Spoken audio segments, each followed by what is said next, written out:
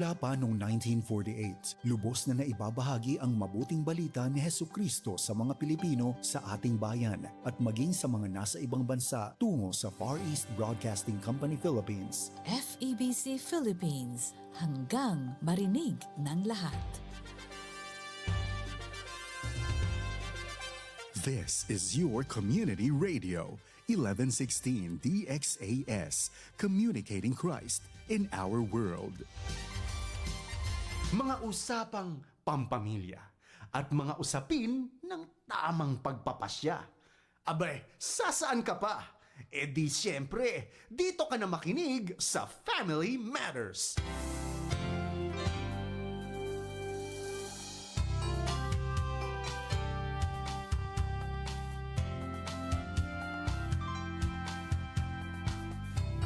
Isang mapagpalang umaga po mga kapatid at mga kaagapay. Good morning po sa ating lahat. Magandang araw mga ka-Family Matters, mga kaibigan at mga mag-asawang Pilipino.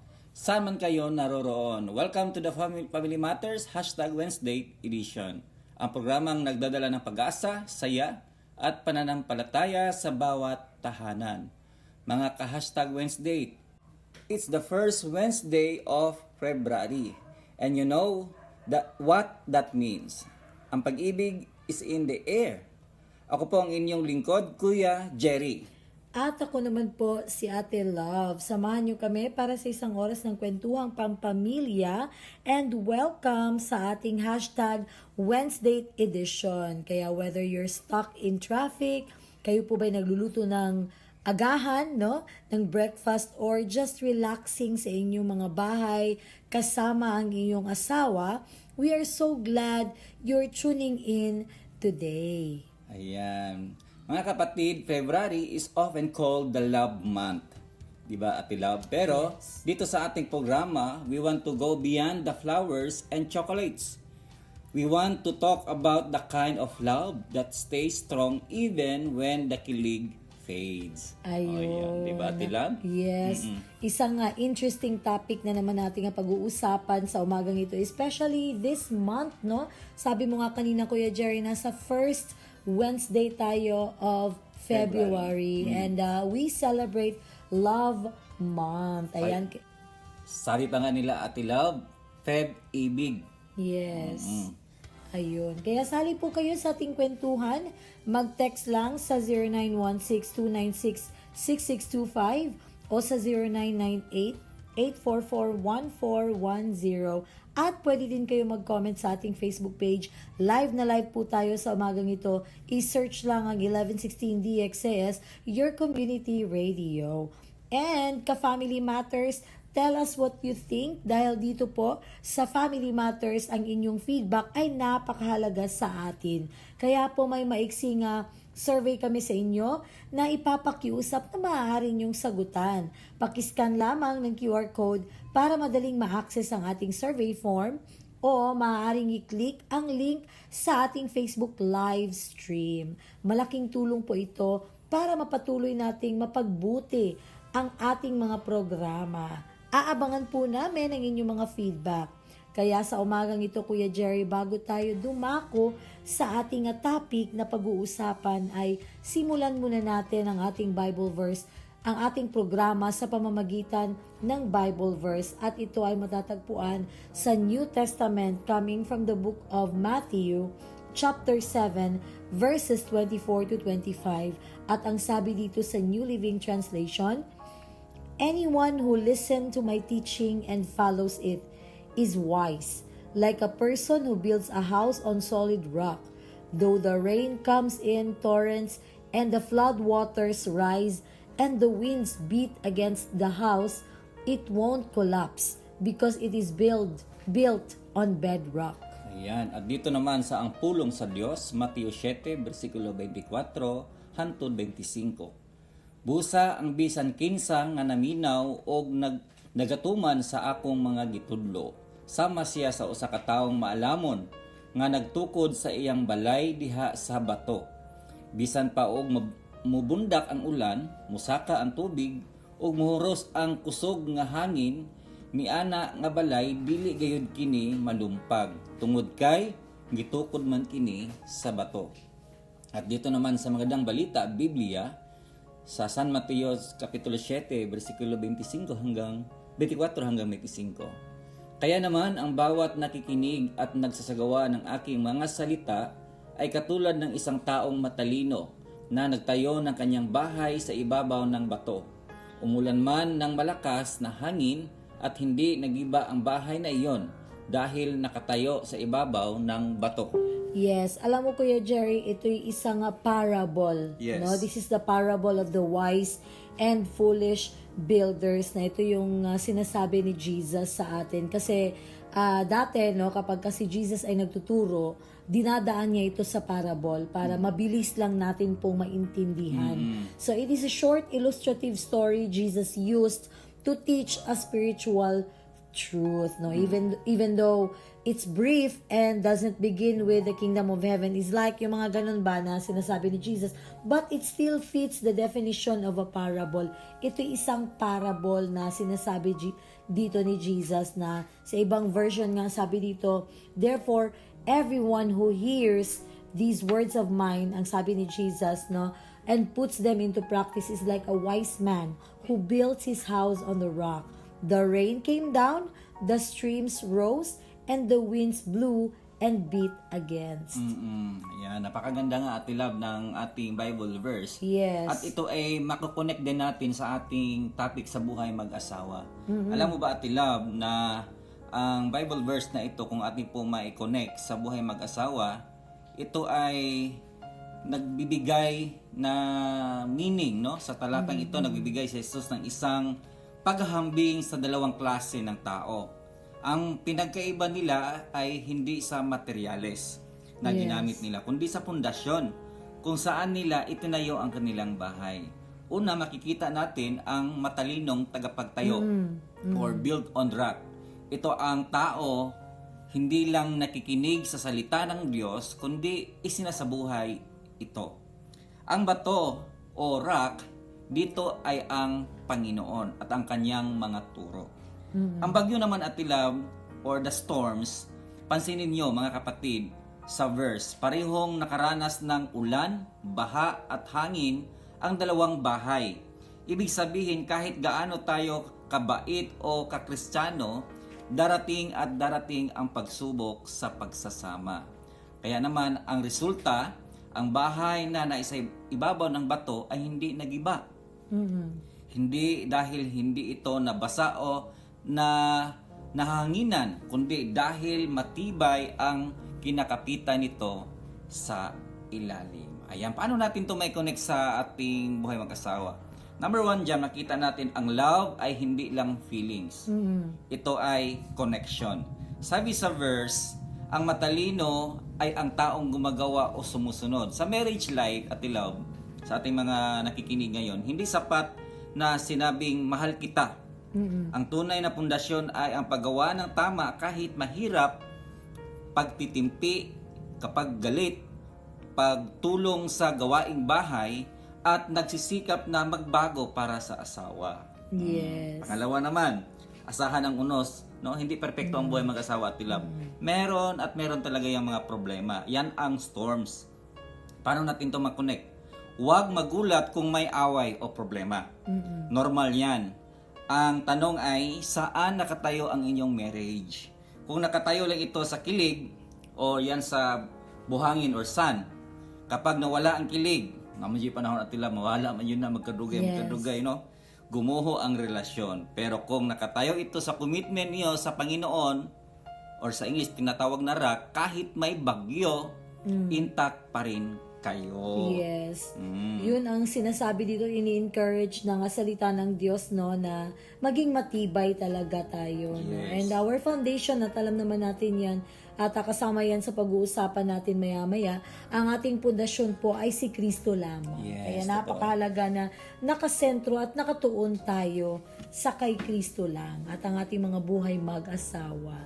Ayan, yun po ang ating Bible verse sa umagang ito na matatagpuan sa Matthew chapter 7 verses 24 to 25. Mag-break po muna tayo sandali at makinig ng isang magandang awitin. magbabalik ang Family Matters dito sa 1116 DXAS, your community radio.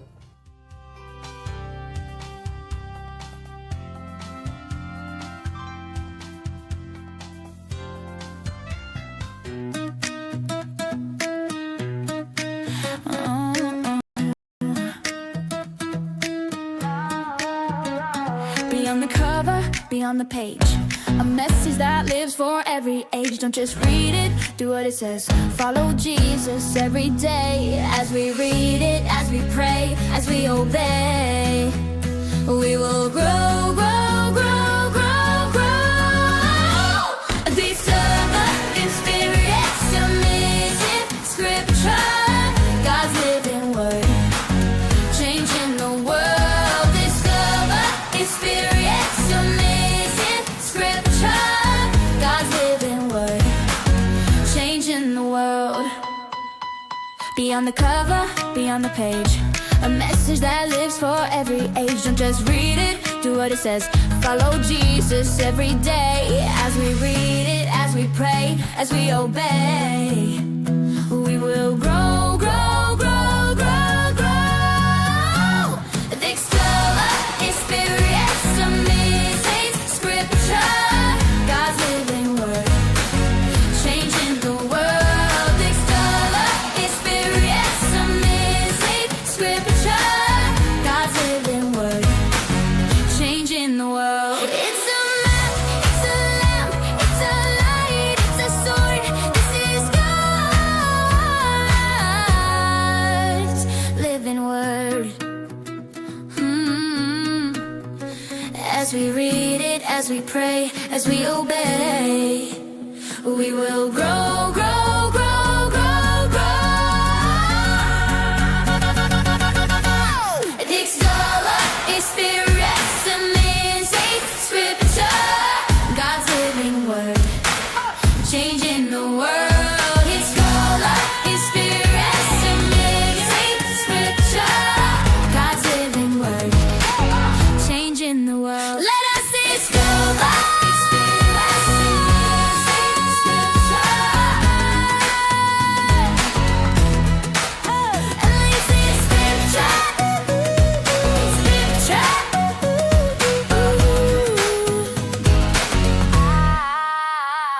Oh.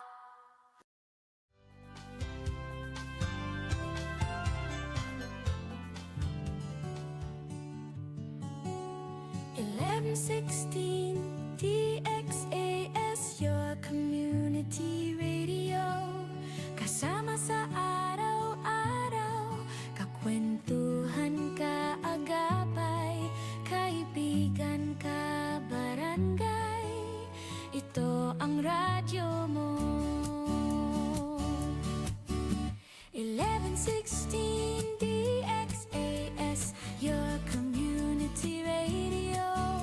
1116 DXAS, your community radio.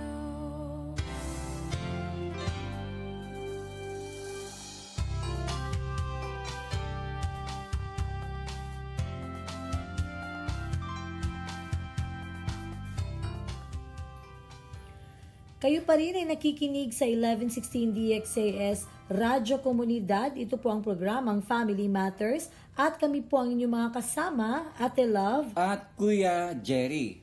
Ang DXAS ay isa sa mga himpilan ng Far East Broadcasting Company at kasapi sa kapisanan ng mga broadcaster ng Pilipinas. Ang FEBC ay isang non-profit, non-commercial and donor-based radio station po mga kapatid. Dahil sa katapatan ng ating Diyos at sa inyong partnership, tayo ay nagpapatuloy sa paghatid ng mabuting balita ni Kristo. Kaya naman, inaanyahan namin kayong maging bahagi ng ating radio ministry. Pakiscan po ang QR code ng ating GCash or bank account para sa inyong donation. Please send us a message para ma-acknowledge po namin ang inyong mga donation. Maraming salamat mga kapatid sa inyong partnership and God bless.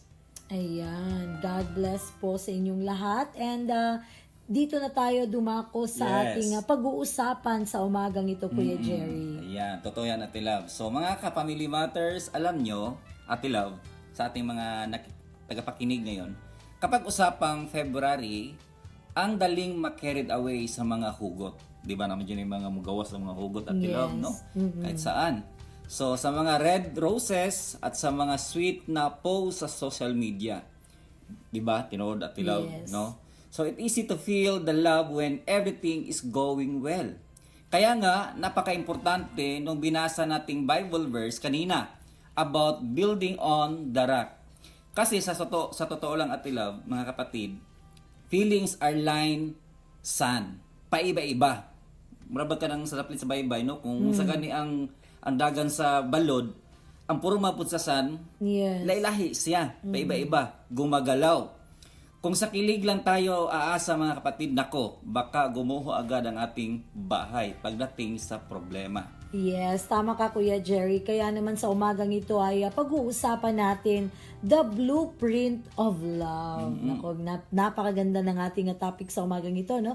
The blueprint of love. At pag-uusapan natin kung paano ba talaga patitibayin ang pundasyon ng ating pagsasama para kahit anong storm ang dumaan ngayong 2026 ay hindi tayo matitinag. Yan. So mga Wednesday, ihanda na ang inyong mga puso at baka pati ballpen at papel para sa isang discussion points. Kaya naman inaanyahan ko po kayong sumali. Sali po kayo sa ating kwentuhan.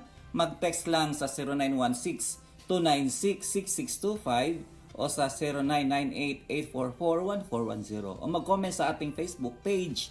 I-click nyo lang ang 1116 DXIS Your Community Radio. Yes. Ayan ako. Again, ang ating pag-uusapan sa umagang ito, Kuya Jerry, ay tungkol sa blueprint of love. At ito ay interesting topic, lalong-lalo na ngayong buwan ng mga puso. Napakahalagang pag-uusapan ito dahil napakahalaga na mapagtibay natin ang ating buhay mag-asawa.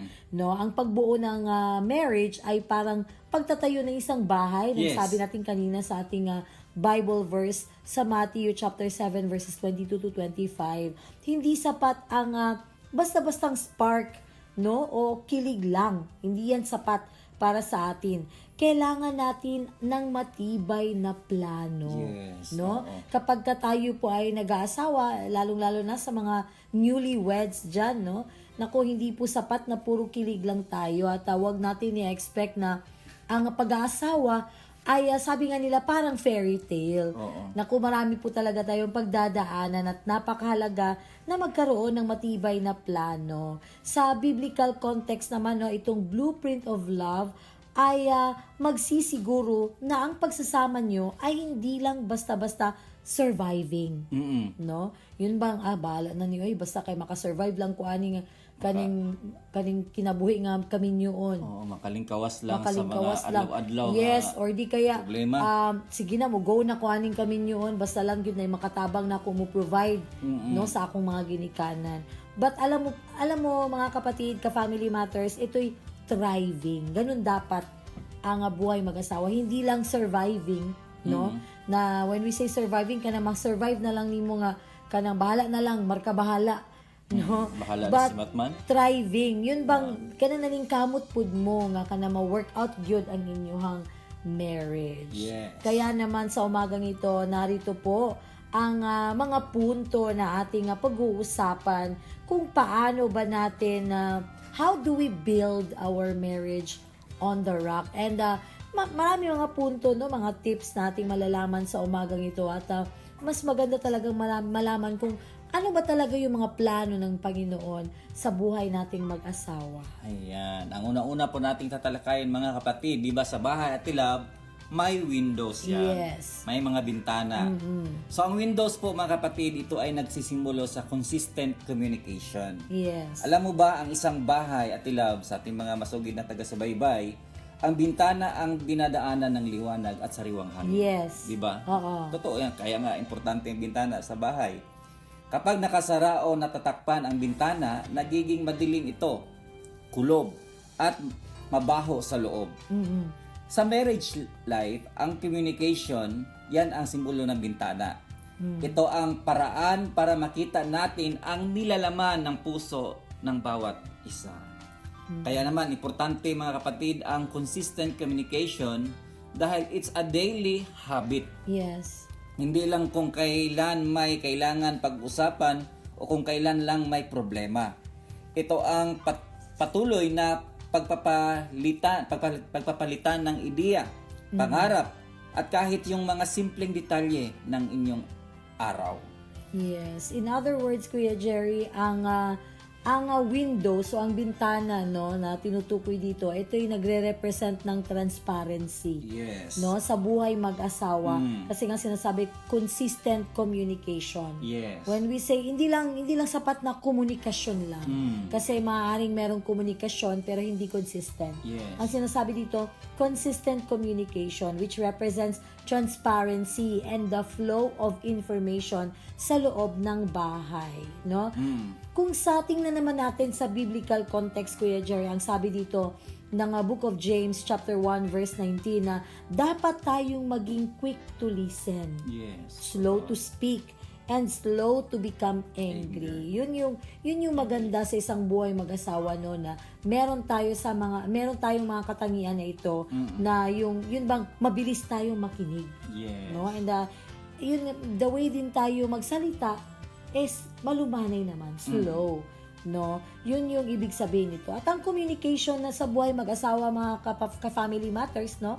Hindi lamang ito yung basta-bastang kumustahan lang sa chat. Yung bang, kumusta ka na dyan? Hindi lang pala mga basta-bastang ganon. It's about being transparent din. Yes. No? Totoo. Windows allow you to see what's inside. No? Imaginein mo yung bahay na walang bintana. Naku, parang Hindi yan magtataka ka, ano ba talaga yan? Bahay or box? Hindi yan bahay, bodega yan.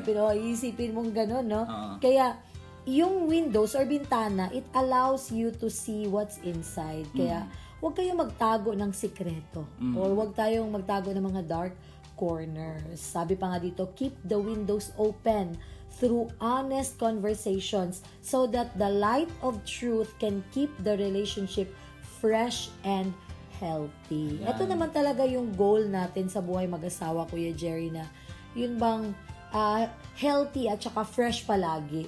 Ang sikreto lang pala dito, mga ka-family matters, ay keep the windows open. It means na maging open tayo at magkaroon tayo ng constant communication or consistent communication with our spouse, na kung meron man tayong saloobin or meron ka mang iniisip or meron ka mang dinadamdam, kasi hindi naman talaga sa lahat ng panahon ay maganda yung takbo ng buhay mag-asawa ninyo.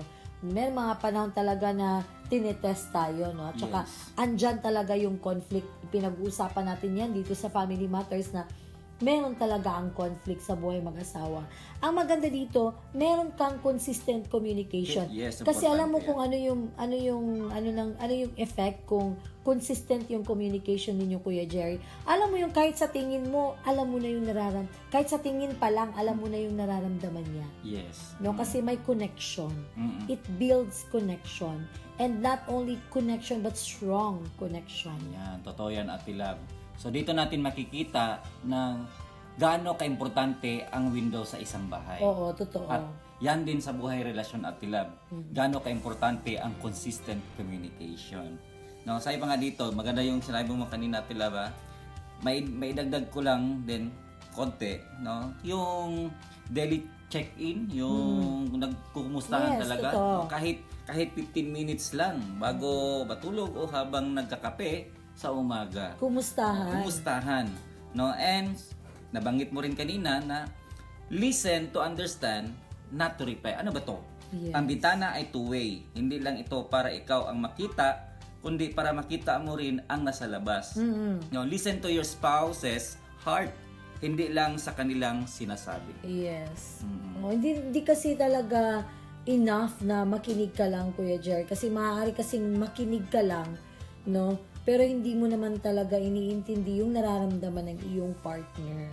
Kasi part talaga ng consistent communication itong pakinggan mo talaga ang saloobin at ano ba talaga yung nararamdaman niya para maintindihan natin yung ating mga partner. Ayan. Kaya yun po talaga ang mahalaga sa isang buhay mag-asawa, no? Isa sa blueprint ng Panginoon sa pagmamahal. Ito yung windows, bintana, which is the consistent communication.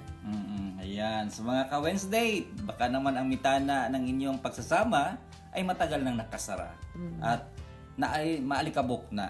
So baka puro magkano o ang kuryente o anong ulam Yes.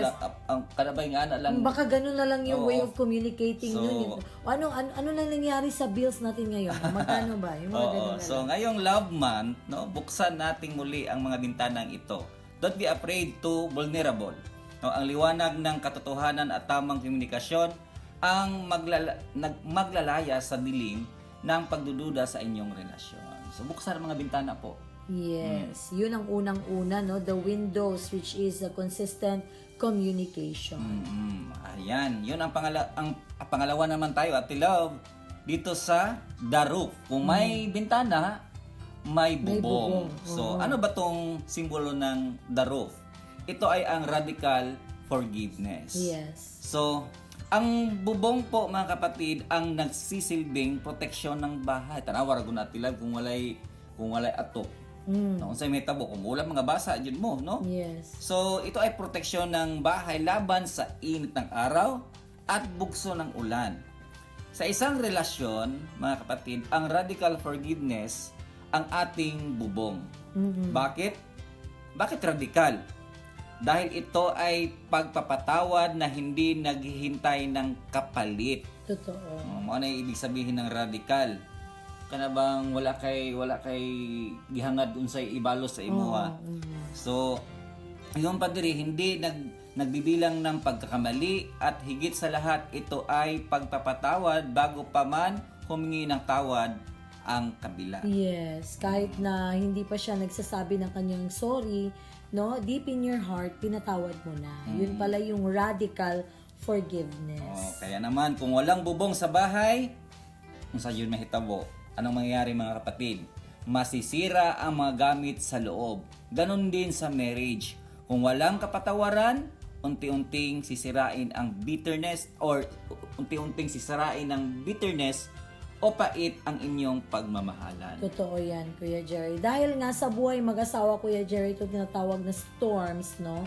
Ito yung mga shortcomings and mistakes natin. Kaya sinasabi dito na itong bubong, ito yung radical forgiveness. Kasi sabi pa nga ng Colossians chapter 3 verse 13, no?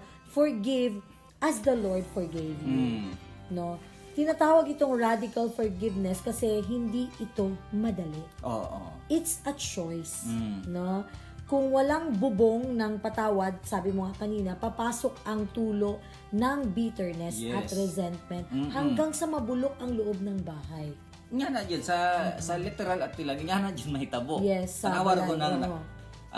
kita, nakaranas man tayo ng bahay na may tulo talaga, pero hinahayaan lang natin. Pero tumagal, nasisira talaga. Yes. Yan totoo. din. Yung parang simbolo ng mga bitterness sa buhay mag-asawa. Totoo yan. Kasi Nakakasira. mabubulok talaga yan kung pababayaan lang. Kaya napakahalaga na magkaroon talaga ng bubong ng patawad. Yes. No? Ang sabi pa nga dito, Kuya Jerry, you cover each other's flaws. Hindi kayo nagbibilangan ng mali.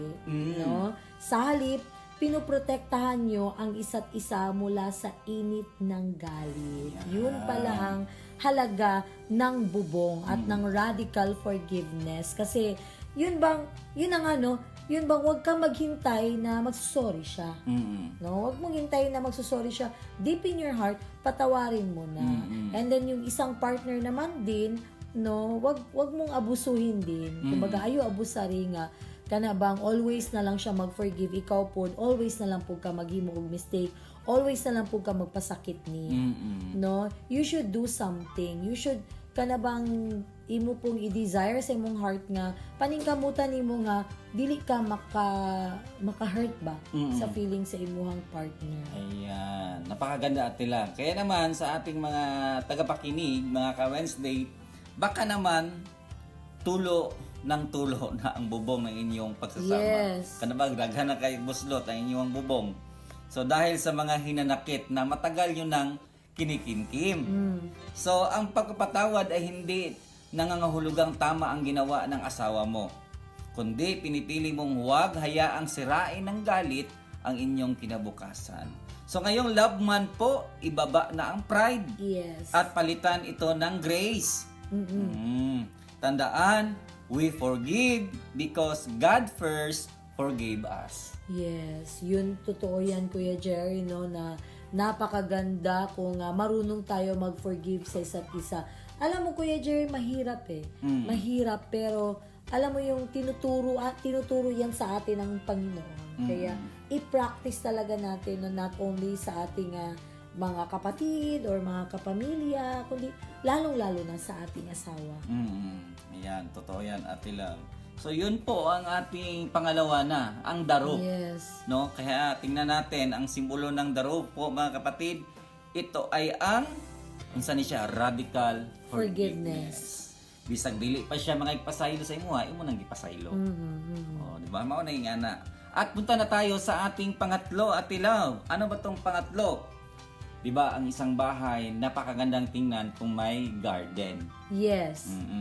Ang ibig sabihin po ng garden sa buhay marriage po mga kapatid, ito ay ang intentional time. Yes. When we say intentional time, nagkaman yung time, no? Pero lahat itong intentional, gituyo yun nimo. So mauni siya ang buot pasabot di ay sa ating mga listeners. Ang isang magandang garden o hardin ay hindi tumutubo ng mag-isa. Ito ay pinaghihirapan at inaalagaan. So Yes. nakatry na baka Ate Love unsa pagkatiman og mga tanom diya sa gawas sa palay. Oo. No, kinahanglan buuan. Hindi madali. Dapat mo talagang hindi talaga kasi pare-pareho ang mga halaman Kuya Jerry. Oo. May iba na kailangan mo talaga bantayan, nasa umaga lang siya pwedeng ipaaraw mo and then later ibalik mo na siya sa loob. May mga ganun. may mga tanim Yes, din may na mga sensitive ganun. Yes. sa init. Meron mga Oo. ganun. Kaya hindi po siya madali. Oo. Yun ang intentional. Totoo. Imo yung gahinan siya og oras. Kaya naman ang intentional time ay ang pagdidilig at pag-aalis ng mga damo sa inyong relasyon. Totoo. Sa buhay mag-asawa tilan, may mga damo. Sa maning mga damo, dili tong damo nga makadaot ha. So sa dami ng ating ginagawa mga kapatid, trabaho, gawaing bahay, pag-aalaga ng anak, madalas nating nakalimutan ang ating asawa ang nangangailangan ng pinaka-priority nating oras. Yes, totoo yan. Ang oras ay ang currency ng pag-ibig. When say currency at love, kana bang tanawan ng dagan sa tubig? Kung sulog na siya, makita yun mo unsa siya kakusog, unsa siya delikado diha sa usa ka tubig. No, kung hindi ka nag-invest ng oras mga kapatid, huwag kang magtaka kung bakit tuyo. Tanawar ko ng tanom at tilab kung dili nimo gina-regular buwag tubig unsay mahitabo mamatay yun na. Ingana pod ang pagsasama di ay magiging tuyo. Ano ba yan? Tuyo o tuyo? Tuyo. Oh, dili tong tuyo ang bulad. Yes. Totoo yan, no. Kagaya ng sabi mo kanina, Kuya Jerry, no. Etong garden, hindi ito kusang gumaganda lang ng kanang sa kanya lang ba siya rin mo panindot og iyaha, kundi kailangan itong alagaan, in other words, no. Kagaya ng ating buhay mag-asawa na kailangan nating pangalagaan ang ating relationship with our spouse.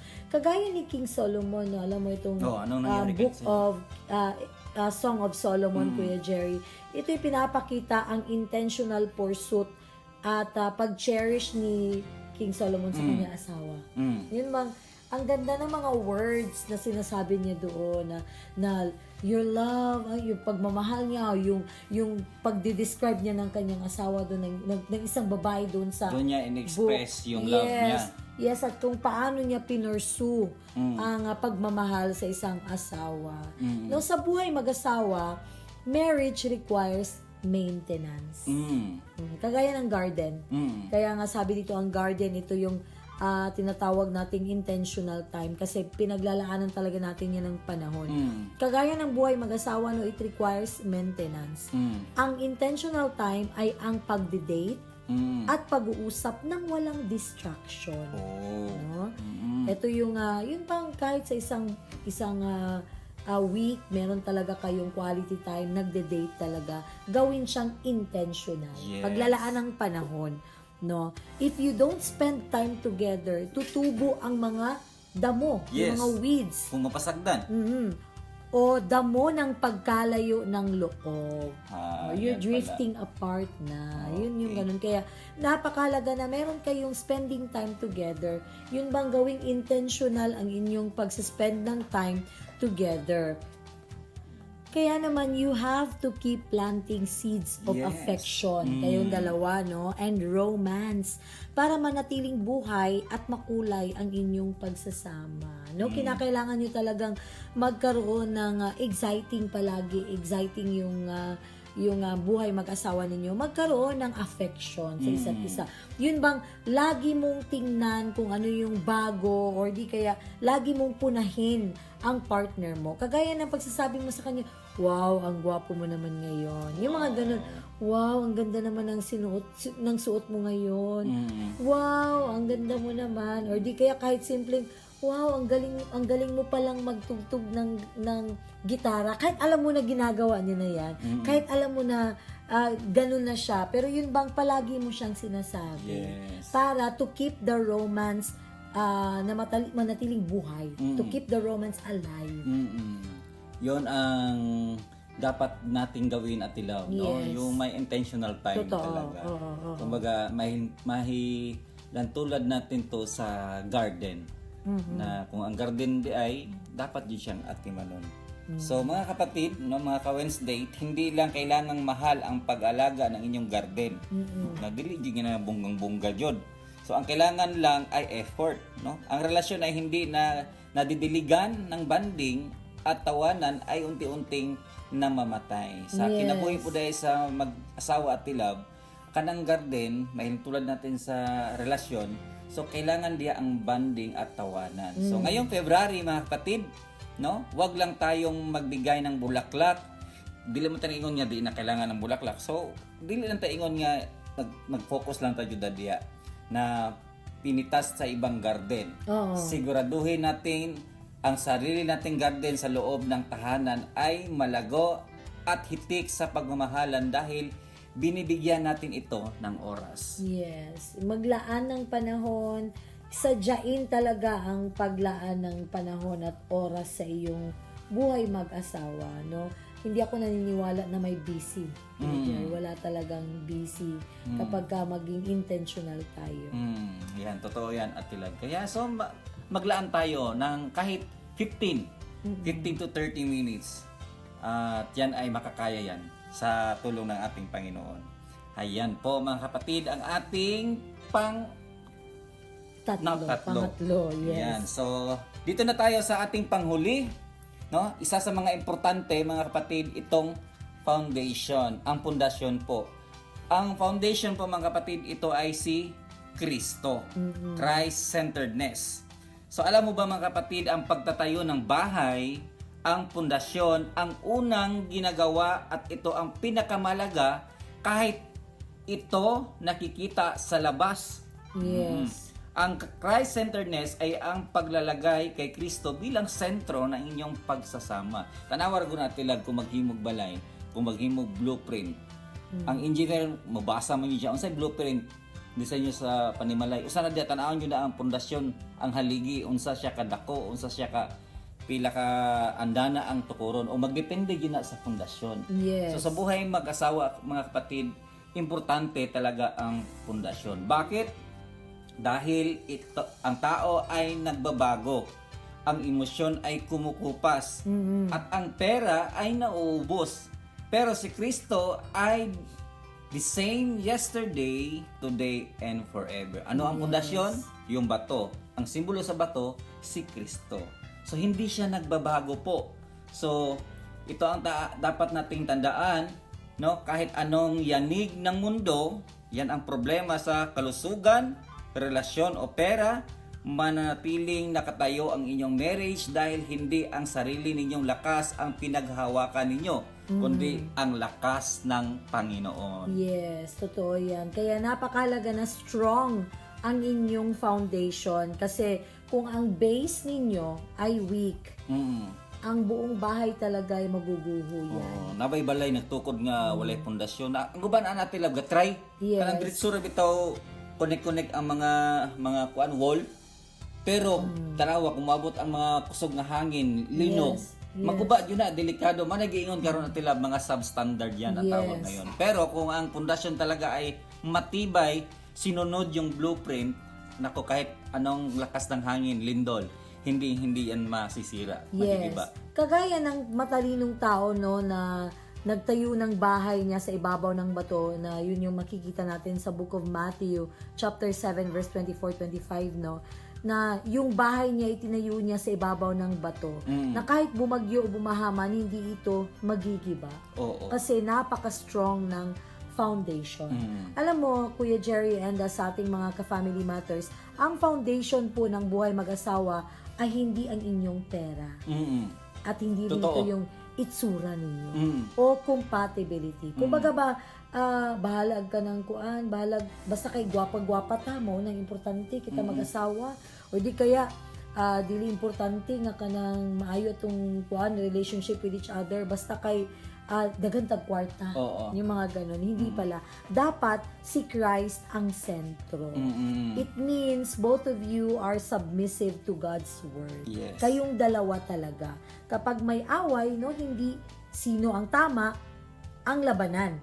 No, hindi kasi most of the time talaga kapag ka nag-aaway kayo, yung bang kinsa mura bag ipaglaban gini mo nga dili ako adjud ang tama. Oo. Kay mo ni ang sakto gyud mo gining dapat, o di ba? May kanya-kanya kayong opinion, pero hindi yan ang labanan kundi ang ano ang sabi ni Lord. Yes. Yun ang labanan. Yun ang dapat nating sundin. If you are both grounded in Him, your marriage becomes unshakable. Yun yung maganda. Kung naka-ground tayo or naka-root, or if we are rooted in Christ, yun ang ating pundasyon talaga. Kumbaga sa Bible verse, nakatayo ang ating pundasyon sa ibabaw ng bato. Yun Yes. po, hindi yan masisira. Kaya naman sa buhay mag-asawa at nila, paano natin to isa sa buhay? No? Gawin natin yung salitang pray together. Yes. No, sabi nga, the couple that prays together stays together. Yes. Simulan ang araw o tapusin ang gabi sa isang simpleng panalangin. Hindi na yun kinahanglan ka ng mabulaklak na prayer, ka na taas kay prayer. Simple lang ang hiningi po mga kapatid. Simpleng panalangin bilang mag-asawa. And pangalawa dyan, consult the blueprint. Tingnan natin yung blueprint. Bago gumawa ng malalaking desisyon po, pagbili ng gamit, may usahay no, plano, mo gamit, paglipat ng bahay o pagdisiplina sa anak. So tanungin muna, ano ba ang gusto ni Lord para sa atin? So gamitin ang Biblia bilang inyong gabay. Yes. Anong mapa yun ninyo ang pulong sa Ginoo. Oo. At ang panghuli, love as Christ love. Kapag mahirap nang mahalin ang asawa, nabay nga natin love, kapag mahirap nang mahalin ang asawa, tumingin kay Kristo. Yes. Pagkay kung di ka mo tanaw kang Kristo, mawad-an yung gagana, mawad-an kang kalipay. So mahalin mo ang asawa mo, hindi dahil deserve niya, kundi dahil yon ang utos ni Lord sa atin. Yes, at dagdagan ko lang yung sinabi mo kanina, Kuya Jeria, let the word be the umpire, meaning ang Biblia gawin nating referee. No, sa bawat relasyon, meron man talagang disagreement. No, Yes. alam naman natin yan at nai-experience natin yan. Sa Christ-centered relationship, ang final say ay hindi ang sino ang mas matagal nagtiis o sino ang mas galit. No? Gawin nating referee ang Word of God. Yes. Ang Word of God ang standard. Kapag sinasabi ng Biblia na forgive, you forgive. If it says honor your husband or love your wife sacrificially, gawin mo. No?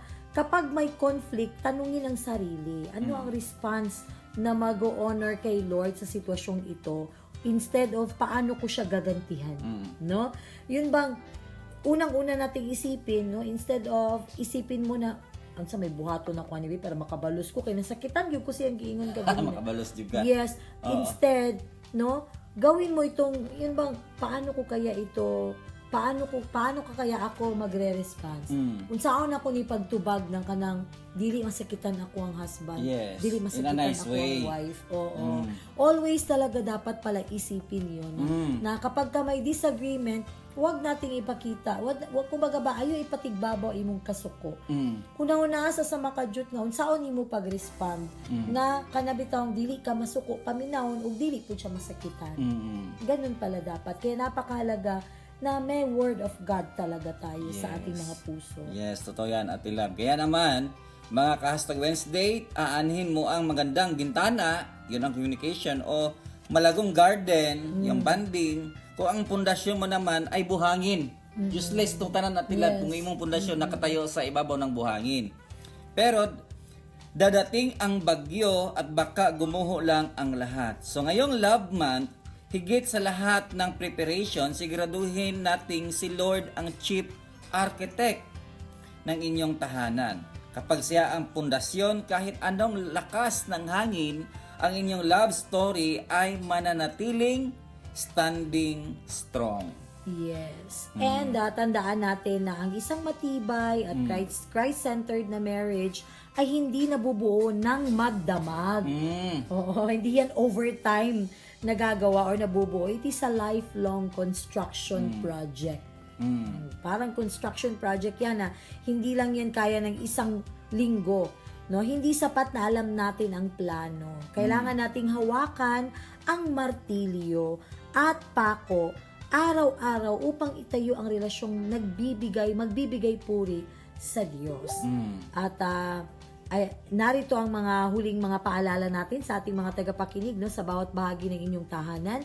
Huwag niyo sanang kalilimutan, no, the Family Matters, na ang foundation na si Christ ang nagbibigay sa atin ng security. Kapag ang mundo ay nanginginig at ang paligid nyo ay puno ng kawalan ng katiyakan, kasi nga hindi naman talaga wala tayong katiyakan, no? Mintras napatas kalibutan, Kuya Jerry, wala gitay contentment, wala tayong kasiguruhan. Pero ang sabi dito, ang inyong pananalig kay Kristo ang magsisilbing anchor upang hindi kayo mabuhay o mabuwag. Mabuwag. Siya ang bato na hindi magigiba. Ito yung maganda. Panatilihing malinis ang inyong mga bintana, ang windows, no, or ang consistent communication. Huwag hayaang dumi ng pride o ulap ng pagtatago ang humadlang sa inyong transparency. Hayaang ang liwanag ng katotohanan at tamis ng pakikinig ang laging maghari sa inyong pag-uusap. At sa bawat pagkakamali at pagkukulang, no, lagi nating ayusin ang ating roof, o ito yung radical forgiveness. Walang bahay na ligtas kung butas ang bubong. Totoo to. Ang pagpapatawad ay ang proteksyon nyo laban sa lamig ng sama ng loob. Yes. Kaya mga ka-Family Matters, tandaan, nagpapatawad tayo dahil una tayong pinatawad ng Panginoon. Yes, totoo yan, Ate Love. Kaya naman mga kapatid, tandaan natin, hindi perpekto ang relasyon ng buhay mag-asawa. Yes. Pero pwedeng maging matatag kung may Diyos sa buhay mag-asawa. Ayan. Kaya naman mga ka-Family Matters, napakaganda ng ating napag-uusapan ngayon, ang The Blueprint of Love. Pero sa sandaling ito, gusto naming marinig ang inyong mga kwento. Now we want to hear from you sa mga mag-asawang nakikinig, o ang secret ingredient ninyo para manatiling matatag ang inyong pagsasama. Yun ang tanong, Ate Love. Yes. Kung sa man ang inyong sekreto nga ingredient nga anong hantod karon nagpabilin mo nga ligon.